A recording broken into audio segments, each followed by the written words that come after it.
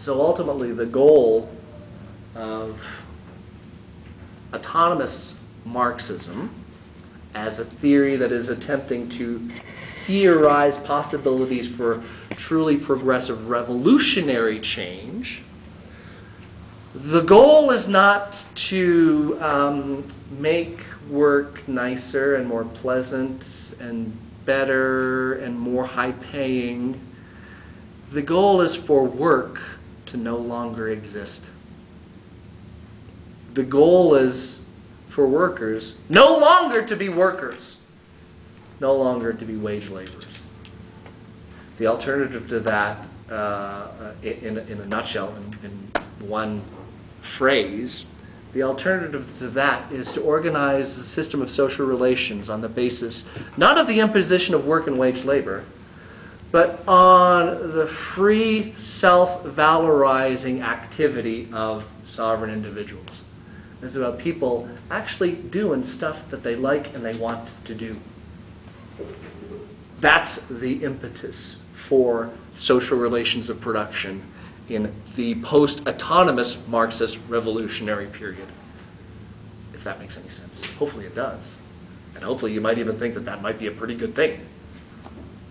And one of the views, I was mentioning this in Marx class last week, one of the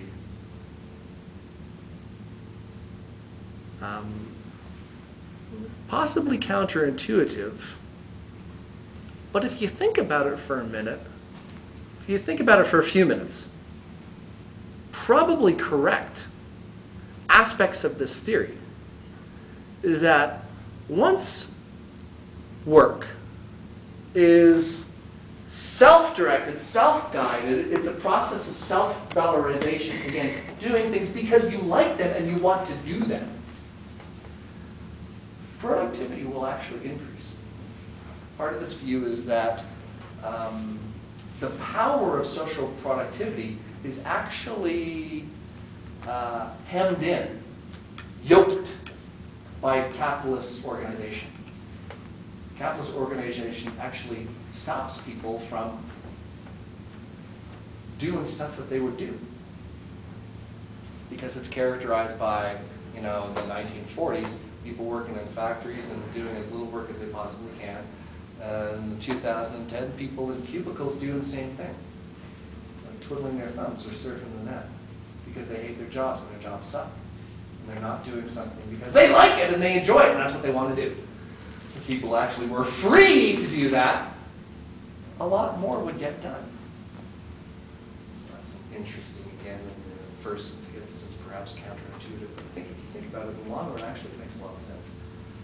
Aspects of this thinking characteristic of autonomous Marxism. So anyway, I blabbed on too long. And of course, we've only scratched the surface of what the Italian New Left and autonomous Marxism is all about. Do you want to take questions? Should we give you a pause? Yay, me. As usual, I take my 2 or 3 sentences and a half an hour later, 40 minutes later. Well, I see a hand in the back. it seems then that this criticism coming from within the Italian New Left directed towards critical theory might be something as follows, right? That critical theory is this sort of nihilistic thing, and all it's doing is pointing out the ways that we are getting fucked and yes. offering no strategies for. From the perspective of resistance. autonomous Marxism, it's like, you critical theorists, why do you care about one thing and one thing only, namely what the bad guys are doing to us? Yeah. Why don't you focus on what we're doing to them? That's what we're about. Okay, so my question is this. So yes, they do view critical theory as being very pessimistic and not necessarily nihilistic, but pessimistic and not really useful from the perspective of thinking about how we can actually continue to organize and change things. So what Just as a side note before, sorry, I started off my philosophical career as a good critical theorist, studying my Adorno, bending me. I was an Adorno guy once upon a time. Then I went to the University of Texas to study critical theory with one of the main representatives of critical theory in the English-speaking world, Doug Kellner, who at the time was there. I was going to study Adorno, and I did a master's thesis on Adorno. And I, for whatever reason, actually, it was a friend of mine, said, hey, there's this guy in the economics department named Harry Cleaver, who is one of a dying breed, namely a Marxist economist, trained in economics at Stanford in the 60s, early 70s, and was hired by the University of Texas at Austin, the economics department, to teach Marxist economics. Last of the dying breed. There's an interestingly used, some of you might know this, there are a couple of cells of autonomous, Marxist economists still left. One UMass Amherst. There's Harry, who's one of one at the University of Texas at Austin.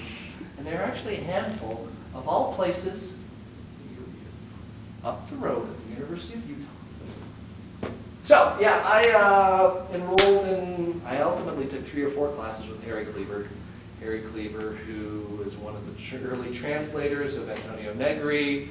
He is one of the main representatives of autonomous Marxism, certainly in economics departments, but in theoretical circles in general. And yeah, I was sitting in on classes, taking classes with Harry, and I was like, oh, okay, this makes sense.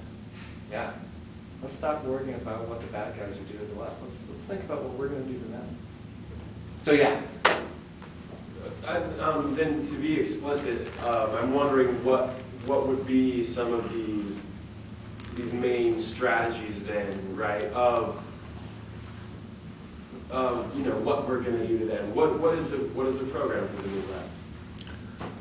Well, there is no one program, right? What are some strategies then? Well, in the 60s, people like Negri, Antonio Negri, who had a teaching job at University of, it's in the Veneto, which university? Padua, University of Padua. Negri would famously get up at like 5 o'clock in the morning, drive to automobile factory, hand out pamphlets, encouraging workers to organize, and then drive back to Padua and give lectures. So, again, the idea is to locate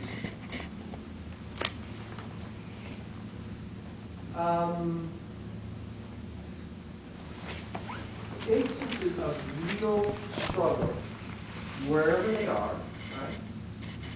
And to support, and here's another slogan of the Italian New Left, and hopefully ultimately circulate those struggles.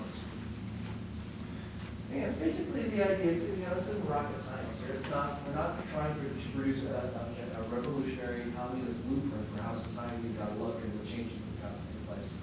The program was really quite simple. It begins with the premise that people everywhere around the world are constantly organizing and struggling in order to try to improve the conditions in which they work and live. So wherever and whenever that is occurring,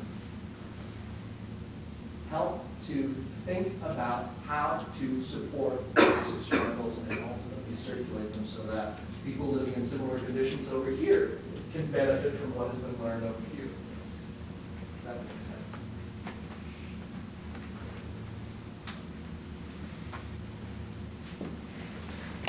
sense. Yes, young man. I believe that your hand was up. I believe so too. Could you give me a simplistic definition of what you would say constitutes state capitalism, as opposed to, say, a generic American brand capitalism, free market capitalism, and why you would say that Soviet Union specifically was state capitalist? Well, in capitalism, like good old Western-style capitalism, the means of production are owned by a group of people, a class of people that we refer to as the capitalist class, who've got all the money. Nowadays, it's owned by, nowadays the capitalist class is like, this is why you need new strategies, new theories for new social historical configurations. Who that constitutes that class today is really difficult because in a sense I do, because I've got a retirement fund via UVU, and that retirement fund is a bunch of stocks.